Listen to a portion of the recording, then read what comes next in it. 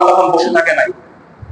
তারা আগামীকাল শনিবার ৩ তারিখ সহবর্তী উদ্যানে হেফাজতে ইসলাম বাংলাদেশ সমাবেশ ডাক দিচ্ছে। আমাদের উচিত, আমাদের ইমানি দায়িত্ব হলো সমাবেশে যোগ দেওয়া, প্রতিবাদ জানানো।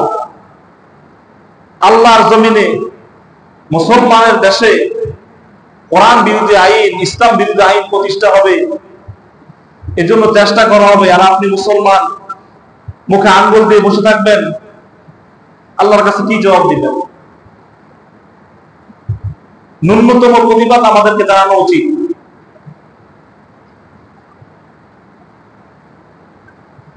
ইমানি দায়িত্ব, সর্বস্তরের জনগণের প্রতি ইমানি দায়িত্ব। এই আইন যদি আমাদের দেশে পাশ হয়ে যায়, তাহলে মনে রাখবেন ইহুদি নাসারা খ্রিস্টানদের সভ্যতা আমাদের দেশে চলে আসবে। তাদের মতো আমরা হাহাকার অশান্তির মধ্যে পড়ে যাব।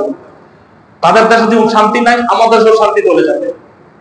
এই আইন যদি পাশ হয়ে যায়, তাহলে মনে রাখবেন আমাদের সমাজ থেকে, আমাদের পরিবার থেকে, আমাদের রাষ্ট্র থেকে আমাদের মা বোনদেরকে নির্লজ্জভাবে, বেহায়াভাবে এদেশ থেকে পাচার করে দিবে পতিতা হিসাবে।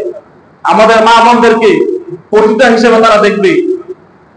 এই আইন যদি পাশ হয়ে যায়, আমাদের দেশে, মুসলমানের দেশে আল্লাহর রহমত, আল্লাহর বরকত শেষ হয়ে যাবে। মনে রাখবেন আল্লাহ তাআলা আসমান থেকে ফেরেশতা পাঠায়া আমাদেরকে আমাদের পক্ষ হয়ে যুদ্ধ করবে, আমাদের